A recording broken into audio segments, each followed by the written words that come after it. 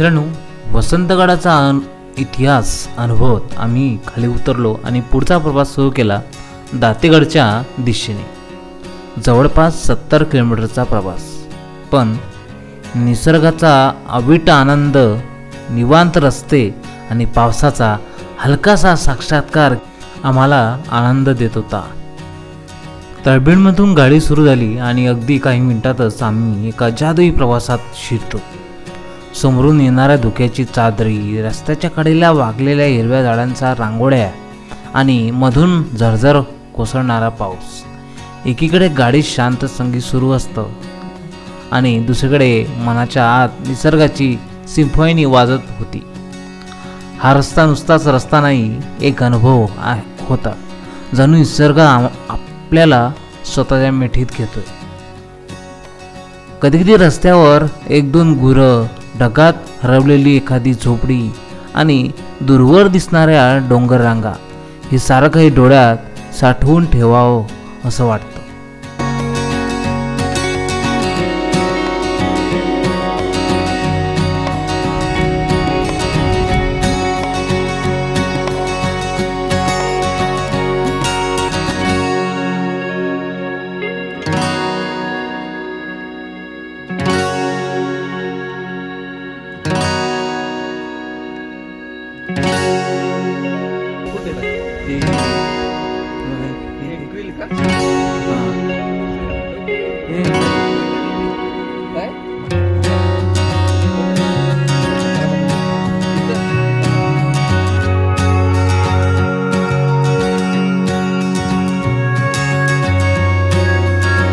मित्रांनो, आम्ही पोचलो आता दातेगडला आणि पुढे दातेगड आहे आणि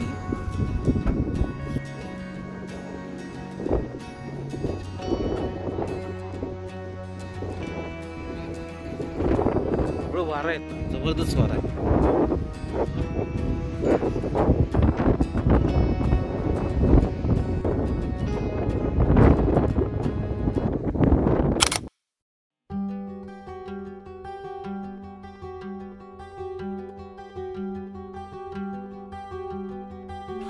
दातेगड चढायला सुरुवात केली आणि जसं जसं वरती चढत होतो तसं तर वारा, पाऊस याचा तीव्रपणा वाढत होता।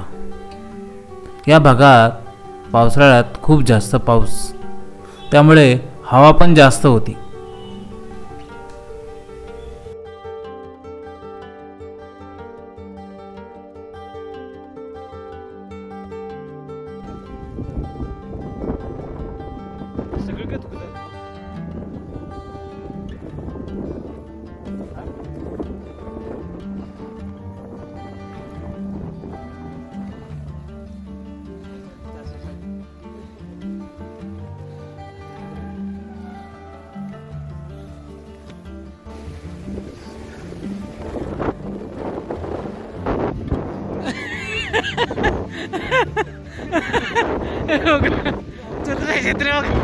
चित्र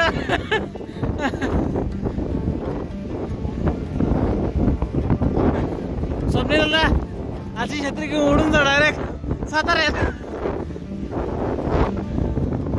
जाम असं हवा आहे आणि हवा येते, पाऊस येतो, ऊन येते। रेनकोट घातलेला आहे आणि आपले इक्विपमेंट ओले होत नाही। आता बघा, हे बघा काय धुकं, अचानक धुकं आलंय।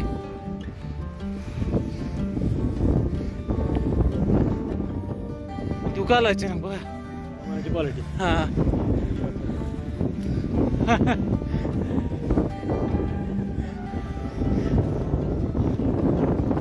धुकं आहे,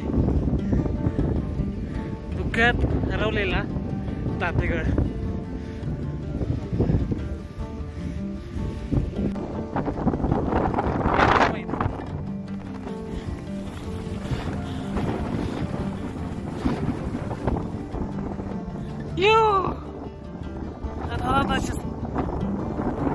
फोटो घेतला मी।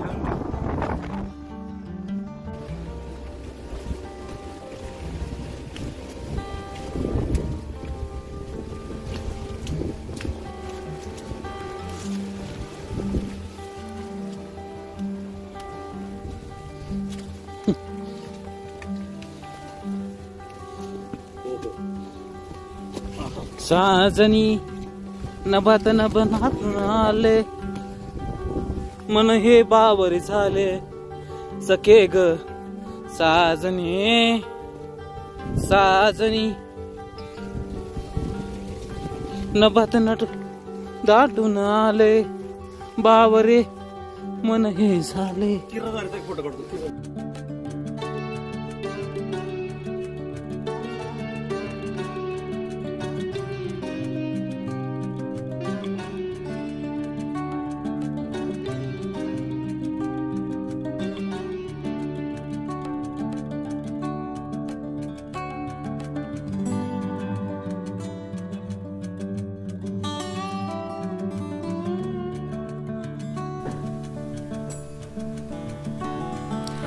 गड चढताना वातावरणच वेगळं होतं.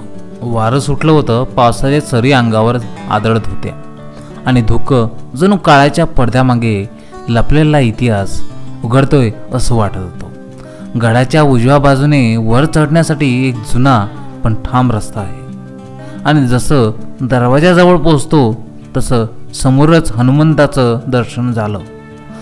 शक्ती, श्रद्धा आणि रक्षण याचं तो प्रतीक. डाव्या बाजूला नजरेत येतो तो गणपती बाप्पा, बुद्धी आणि यशाचं प्रतीक. तर उजव्या बाजूला वर चढायला सुरुवात होते त्या ऐतिहासिक पायऱ्यांनी. या दरम्यान जे कोरीव काम दिसतं ते खरंच मंत्रमुग्ध करणारं आहे. प्रत्येक भिंतीवर, प्रत्येक वळणावर इतिहास कोरलेला आहे. हा केवळ ट्रेक नाही, ही एक तीर्थयात्रा आहे, इतिहासाच्या आणि श्रद्धेच्या संगमाची.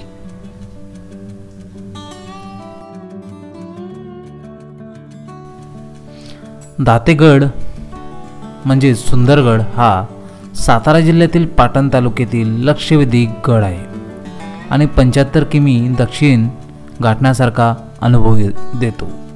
तिथून पायथ्याला टाळेवाडी गावातून 45 मिनिटाचा आसन ट्रेक आहे. गडाचा इतिहास 15व्या-16व्या शतकात शिर्क घराण्याच्या ताब्यात होता. बहामनी आदिलशाही आणि पुढे अफजलखानाच्या वधानंतर शिवरायांनी गडावर विजय मिळवला.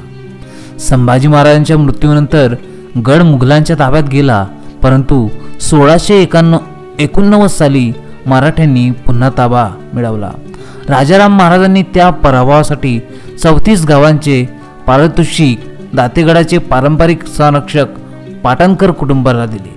शेवटी मे 1818 मध्ये कॅप्टन ग्रॅट यांनी रक्तात न लढता गड घेऊन तो इंग्रजांच्या ताब्यात केला. एकदम आणि त्या साईडला विहीर आहे वाटते बहुतेक करून, आणि तिकडे जाऊया आपण. पहिल्यांदा या साईडला जाऊया. इकडे काय आहे बघायला, चला.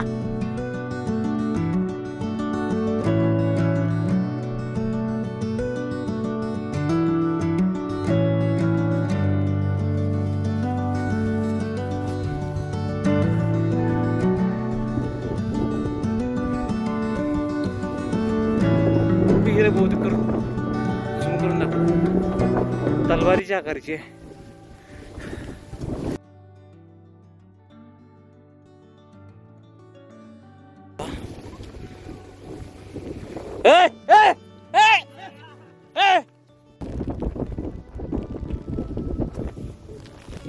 मित्रांनो, आता बघणार होतो आपण एक ऐतिहासिक वास्तू, ती म्हणजे तलवारीच्या आकाराची विहीर. दातेगडावरील एक आश्चर्यजनक वास्तू. ही विहीर बहुधा शिलार किंवा बहमानी काळात कोरली गेली असावी. काही संशोधकाच्या मते ती मराठा साम्राज्याच्या काळातही बांधण्यात आली असावी. एक लोककथा अशी आहे की कोयना नदीत एखादा पत्ता सोडला तर तो या विहिरीत येऊन पडतो. या कथेनुसार गडाखाली एक गुप्त पाण्याचा प्रवाह असावा असाही विश्वास आहे.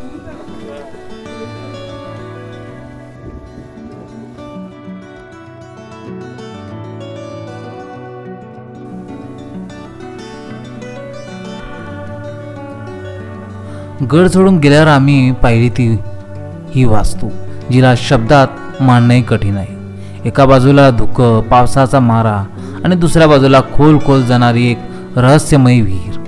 ही तलवारीच्या आकाराची विहीर. पायऱ्यांनी खाली जाताना वाटत होतं तसं इतिहासाच्या खोल पायऱ्यावर चालतोय आपण. भिंतीवर कोरलेले हनुमान आणि आत असलेलं महादेवाचं मंदिर. 100 वर्षांनी उभा असलेला हा जलस्रोत आपल्या पूर्वजांच्या स्थापत्य कलेची जिवंत साक्ष देत आहे.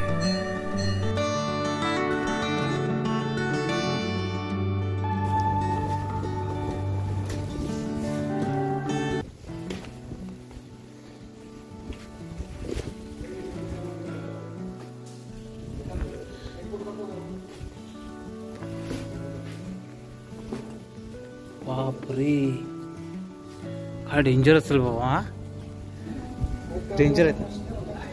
हा ना, कसं कोणतं असं एवढं. बापरे मित्रांनो, जातेकडची जी विहीर बघायला ती विहीर मी बघत आहे, पण आणि जी विहीर आहे ती कल्पनेच्या बाहेर आहे. हा समजू शकत नाही आपण. बघा कसं बांधलं असेल त्यावेळेस. आणि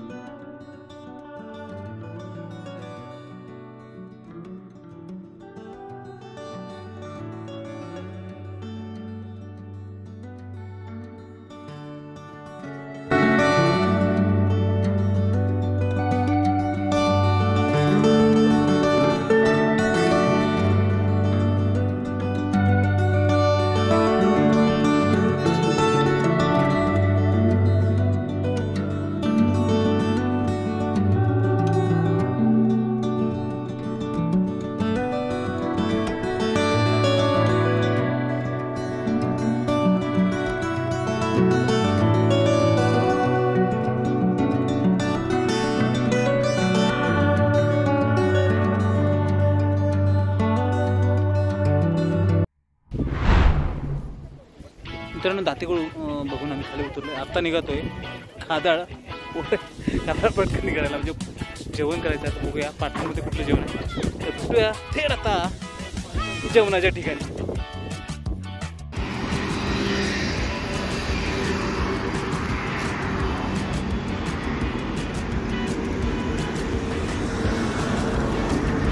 मित्रांनो, भटकंती झाली, त्यासोबत आता खादाळ भटकंती पण चालू झाली आहे. तर आता मी साताऱ्यामध्ये आलो आहे, वाडेकर बंधू सुप्रसिद्ध सातारे कंदी पेढे घ्यायला.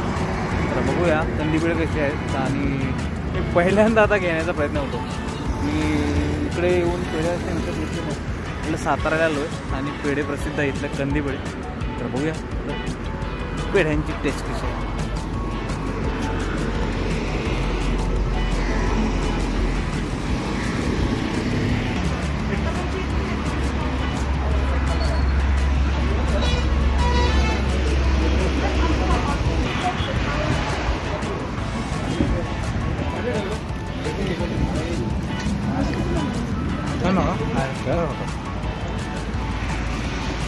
मित्रांनो, कंदी पेढे घेतले आणि टेस्ट एकदम भारी आहे. आणि इथे चिवडा आहे आणि चिवडा पण जबरदस्त आहे. आणि कंदी पेढे पण एकदम फ्रेश वाटलं मला, पहिल्यांदा का तुम्ही. आणि चिवडा पण जबरदस्त आहे. तुम्ही सातारा रोडला आला ना तर नक्की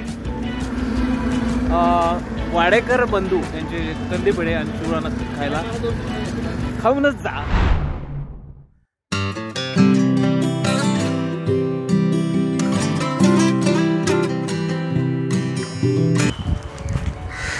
तर मित्रांनो, पावसातली अशी होती आमची गड भटकंती.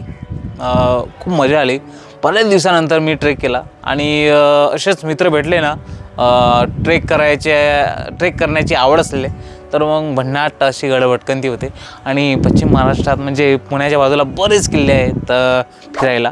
तर मी बरेच आता ट्रेक केलेत, अजून पण ट्रेक करायचे, अजून पण बरेच किल्ले बघायचे आहे. तर आज सांगायचं झाल्यास येताना वाडेकर बंधूचे पेढे खाल्ले, चिवडा खाल्ला आणि त्यानंतर आम्ही कुठलंच व्हिडिओ वगैरे घेतला नाही, कारण का कंटाळलेलो होतो. निवांत बसलो गप्पा करत, कारण का परत अजून 1 महिन्यानंतर असो की 10-15 दिवसांनी आम्ही भेटणार होतो. तर असा आमचा प्रवास होता, मजा आली. भर पावसात आम्ही हंबीराम मोहिते वसंतगड आणि दातेगडला भेट दिली. तलवारीच्या आकाराची विहीर बघायला भेटली, तुम्हाला पण बघायला भेटली असेल. तर अशीच गडभटकंती मी अधूनमधून करत असतो आणि मजा येते, वेगळं काहीतरी फील येतं. तुमचा थकवा नाहीसा होतो, तुम्हाला निसर्गाचा आनंद घ्यायला भेटतो आणि तुम्ही पण अशी गडभटकंती करायला पाहिजे.